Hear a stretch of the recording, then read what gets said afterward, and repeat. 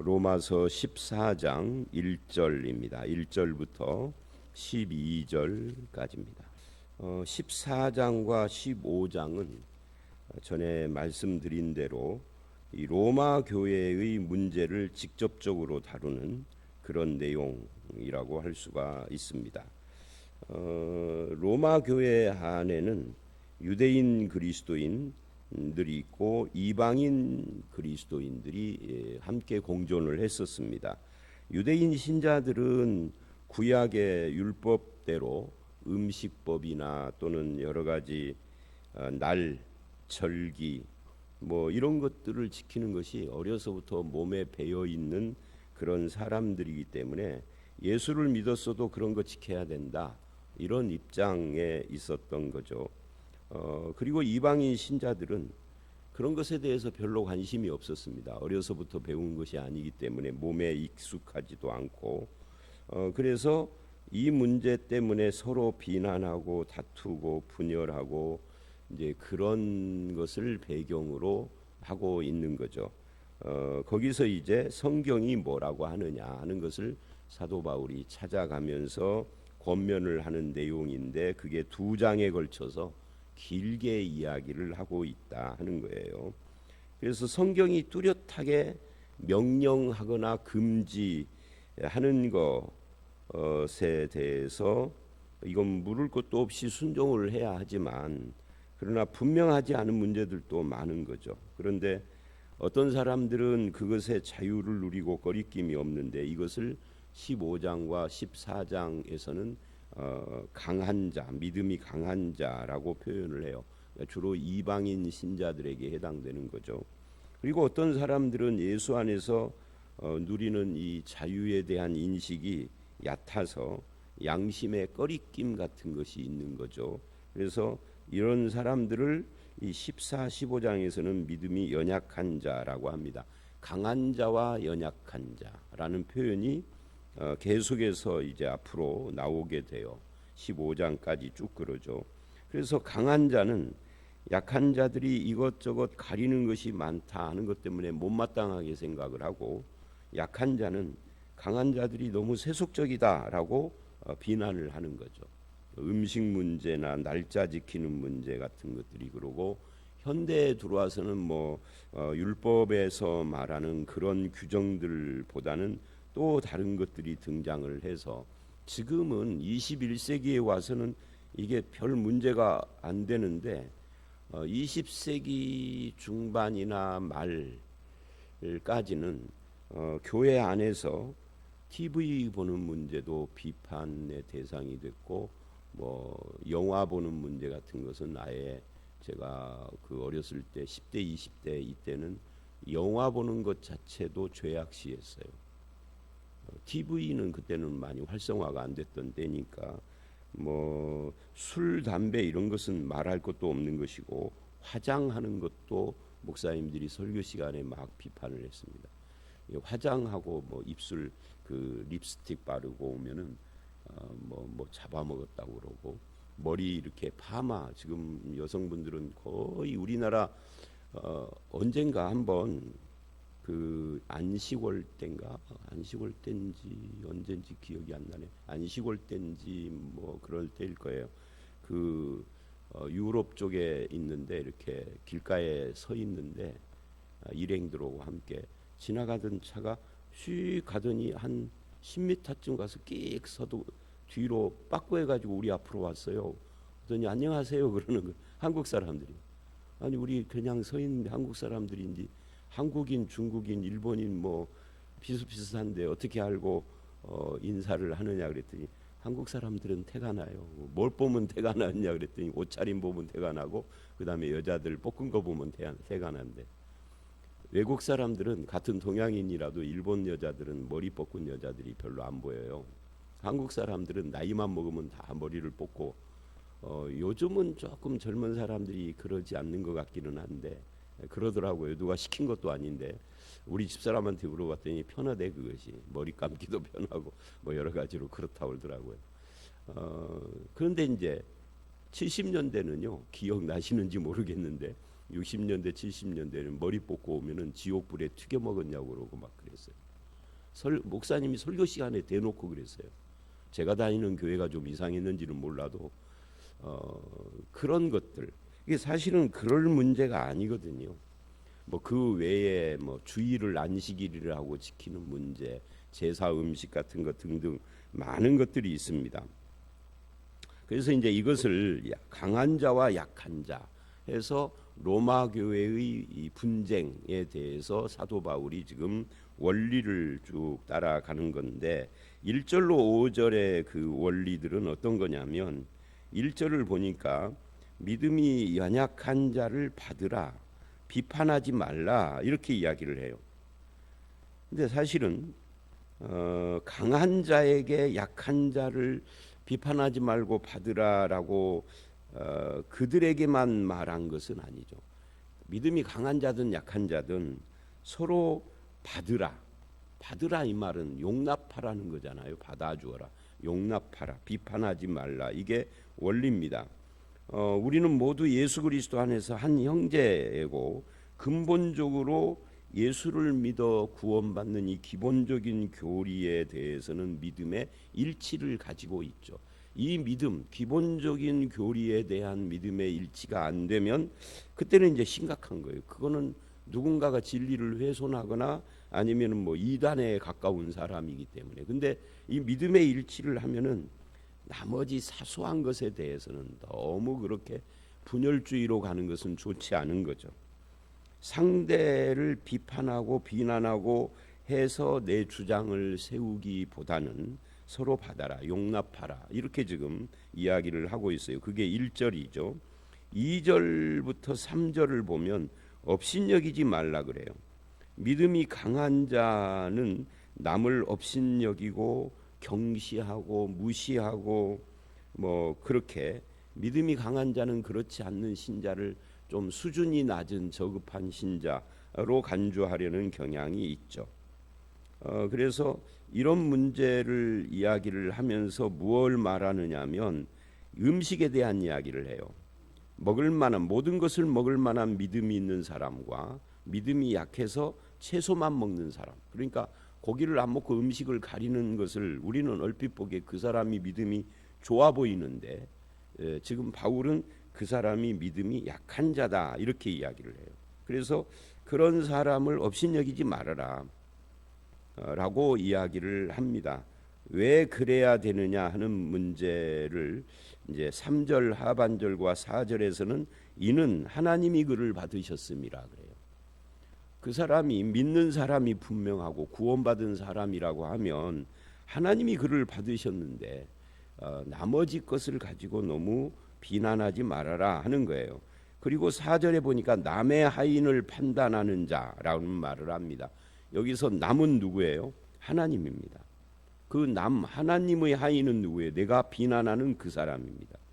그래서 이게 이제 믿음이 약한 자들인 거죠. 강한 자들과 약한 자들 할 때 그 믿음이 약한 자가 남의 하인인데 그들을 비난하지 말아라 라고 지금 이야기를 하고 있어요. 믿음이 약한 자는 유대인 신자일 가능성이 많습니다. 그러니까 남을 판단하는 기준이 하나님이 아니라 나에게 있다 하는 것을 지금 지적하는 겁니다. 하나님이 받으셨으면 너도 받아줘야 되지 않느냐 하는 이야기예요. 나와 사소한 것에 의견이 달라도 중요한 진리에 속한 거라든지 이런 것에 생각이 다른 것은 또 별도의 문제입니다. 이거는 뭐 음식법, 뭐 날짜 지키는 것 같은 그런 본질이 아닌 것을 지금 말하는 겁니다. 그래서 강한 자는 남을 업신여기고 무시하는 것이 하나님께 영광 돌리는 것이다, 이렇게 생각하고 그렇게 하는 거예요. 약한 자는 하나님이 인정할 수 없는 열심으로 하나님의 그 요구를 말씀을 지나치게 내가 엄격성을 가지고 그렇게 해석을 해서 자기와 남에게 적용하려고 하는 그런 모습을 보이는 자죠. 그래서 5절을 보면 강한 자가 확신을 가지고 살아야 합니다. 이 4절에서 남을 비판하는 너는 누구냐? 서는 것이나 넘어지는 것이 자기 주인에게 있으며, 그러니까 사람을 세우거나 넘어지게 하는 것이 하나님 손에 있음을 지금 이렇게 말을 하는 겁니다.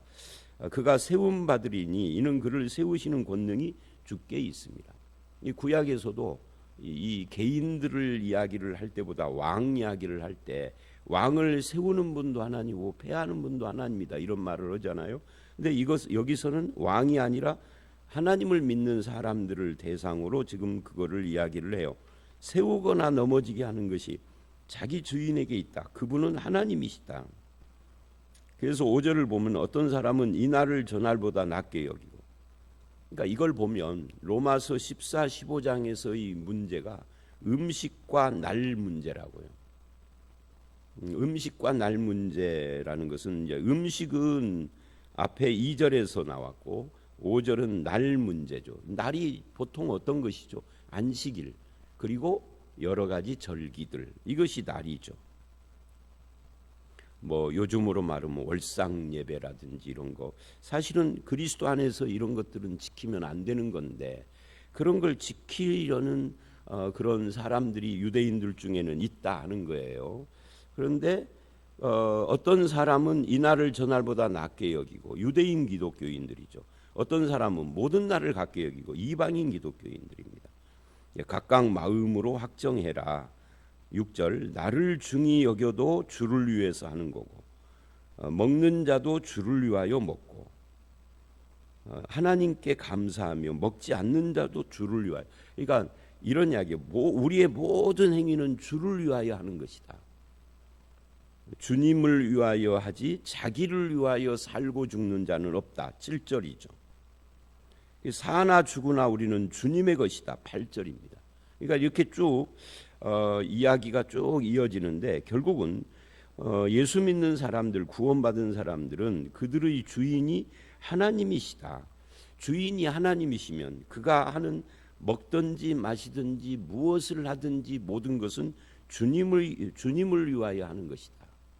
자기를 위하여 하는 그런 인생관을 우리는 갖고 있지 않다. 이것을 지금 이야기를 합니다. 자기를 위하여 살고 죽는 자가 없고 예수를 위하여 살고 죽는다. 그래서 우리는 사나 죽으나 예수님 것이다. 또는 하나님 것이다. 여기까지가 8절까지 이야기죠. 그래서 이런 문제를 가지고 어떤 견해를 가지고 있던 진리의 문제가 아니라면 주님과 연결해서 저 사람은 저렇게 해서 주님과 함께 하는구나 이렇게 이제 받아줘라 그런 말이죠. 이것이 9절 말씀을 보면 뭐라고 하냐면 예수 그리스도의 십자가와 부활의 의미라는 거예요. 이를 위하여가 뭐예요? 8절에서 말한 살아도 주를 위하고 죽어도 주를 위하여, 그러므로 사나 죽으나 우리가 주의 것이다 라고 하는 이것, 내가 주님의 것이 되게 하기 위하여, 그런 뜻이죠. 그리스도께서 죽었다가 십자가 다시 살으셨어요. 그러니까 예수님의 십자가와 부활은 결국 나를 주님의 것이 되게 하려고 그렇게 한 거죠.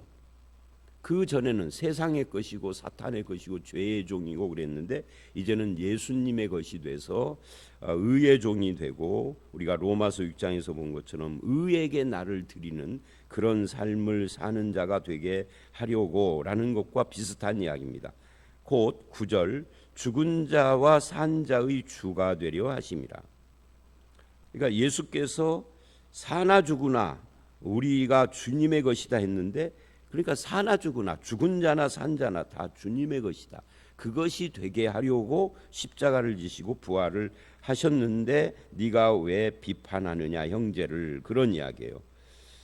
결국은 예수 그리스도의 구원이라는 그 구원이라는 범위 안에 들어온 모든 사람들은 다 형제다 하는 것을 기본 전제로 하고 이 말씀들을 하고 있는 거예요. 그것이 안 되면 우리가 그 형제 의식을 가질 수가 없는 거죠. 그래서 10절 12절에 결론을 내립니다. 형제를 판단하거나 업신여기지 말라. 1절에서 했던 말을 반복하는 거죠. 10절에 이제 형제를 판단하고 업신여기지 말라. 여기서 전제가 형제예요. 믿는 사람. 왜 그래야 되느냐? 10절 하반절에 우리가 다 하나님의 심판대 앞에 설 것이기 때문에. 그래서 하나님 앞에서 우리의 그런 잘못된 행동과 말이나 태도들이 다 심판받을 대상이 된다 하는 것을 지적을 하고 있는 겁니다. 그러니까 그것을 생각한다면 믿는 형제를 판단 정죄 업신여기는 것을 주의해라 하는 이야기예요. 11절도 같은 말을 하고 있죠. 이렇게 말을 합니다. 기록되었으되 주께서 이르되 내가 살았노니 모든 무릎이 내게 꿇을 것이요 모든 혀가 하나님께 자백하리라 하였느니라. 그러니까 하나님의 심판대 앞에 서서 무릎을 꿇게 되고 자백하게 될 텐데, 그런데 업신여기고 비판하고 하느냐를 지적을 하고 있는 거죠. 그리고 12절 우리가 그 직고하게 된다. 하나님께 직고한다라는, 직고라는 것은 직접 고백한다 이런 거잖아요. 하나님 앞에 자백하기, 뭘 자백을 할 것인가 할 때 형제를 판단하고 업신여긴 것에 대해서 하나님 앞에 자백을 하게 될 것이다. 자, 여기까지 이야기를 쭉 보고 우리는 이거 한 가지를 정리를 해야 할 필요가 있습니다. 지금 오늘 이야기는 전체가 구원 문제가 아닌 거예요. 모두 다 구원받은 하나님의 백성이고 형제라는 전제하에서 이거를 이야기를 하는 겁니다. 구원의 문제를 지금 말하는 것이 아니에요. 그래서 서로 정죄하지 말고 받아주어라. 받아주는 이유는 그가 하나님의 백성이다. 그의 주인이 하나님이고 예수 그리스도가 살고 죽는 것이 그 예수님 손에 있는 주님의 것이 되게 하려고 십자가를 지고 부활을 했는데, 그것이 너에게만 해당되는 것이 아니라 그 사람에게도 해당된다를 전제로 하는 거예요. 그런 의미에서 우리는 교회 안에서 편을 갈라서 서로 견제하고 싸우고 비난하고 분열하고 하는 것들이 다 여기에 해당되는데, 그런 일을 하지 말아야 하는 거죠. 이 근본적인 진리들, 뭐 하나님은 누구신가, 삼위일체라든지 구원의 문제라든지 뭐 성경의 권위에 대한 거라든지 이런 근본적인 교리들의 문제가 아닌 거예요. 그런 것에 대해서는 우리가 일치해야 돼요. 너는 삼위일체를 믿어, 나는 삼위일체 안 믿어. 나는 유일하신 여호와를 믿기 때문에 성령님은 힘이고 예수님은 인간이라고 생각해 한다면 그는 이단이에요. 그게 여호와의 증인이죠. 거기에는 일치를 해야 돼요. 누군가가 나는 삼위일체 안 믿어 그러면 그 사람은 형제가 아닌 거예요. 이방인 취급을 해야 되는 거죠. 권면해도 안 들으면. 그런 문제인 겁니다. 뭐 구원파 이단처럼 구원에 대해서 이상한 소리를 한다든지, 또 종말론도 마찬가지고. 그래서 그런 근본적인 문제가 아닌 나머지 개인적인 성향이나 또는 문화적인 것이나 선택적인 것이나 이런 것을 가지고는 비난하고 정죄하면은 안 되는데, 사실은 사람들은 이 근본적인 진리의 문제를 가지고 분열하는 경우는 거의 없어요. 그거를 핑계를 대기는 하지만 실제로는 그런 것이 아닌 거죠. 성격 차이, 취향, 무슨 저놈은 그냥 괜히 꼴보기 싫어, 이런 것들, 그런 것들이 교회 안에서 분열의 원인이 되는데, 이런 것들에 대해서 지금 이 본문은 그거는 믿는 자가 바른 태도가 아님을 보여주고 있는 겁니다. 뭐 또는 뭐 성향이나 이런 것 말고 어떤 우리끼리 뭉쳐야 할 일이 생기게 되는, 그래서 우리끼리가 되는, 그럼 우리끼리가 되면 나머지는 우리가 아닌 거잖아요. 우리나라 사람들은 금방도 제가 말한 것처럼 우리라는 단어를 엄청 좋아하는 민족이죠. 그래서 뭐 자기 부인도 우리 부인, 우리라고 하는 그런 말을 많이 쓰고, 무슨 뭐 자기가 갖고 있는 모든 것도 우리 것 이렇게 말을 하는 경향이 있다고. 근데 외국 사람들은 일본만 해도 우리라는 단어를 많이 안 쓴대요. 그러니까 우리나라가 아주 독특한 거예요. 지금 금방도 제가 우리나라 그랬잖아요.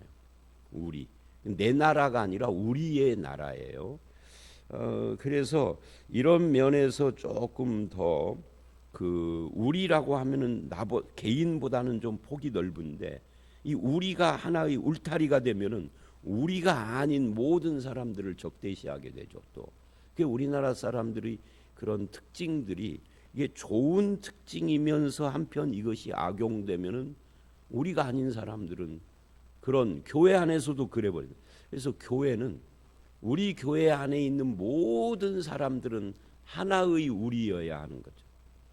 근데 우리 교회만 그러나요? 예수를 믿는 모든 이단이 아닌 모든 교회는 다 또 하나의 우리가 되어야 하는데 이게 잘 안 되는 거예요. 그래서 분열하고 비난하고 싸우고 미워하고 이렇게 되는데 오늘 말씀은 하나님의 백성이라면 구원받은 사람이라면 다 받아라 하는 품어라 용납해라. 물론 이것만 주장을 하면은 분별력이 또 떨어질 수 있어요. 다 어울렁 다 좋다 이렇게 가면은 사실은 뭔가가 분명하지 않을 경우가 있어요. 그래서 이게 균형이 참 필요합니다.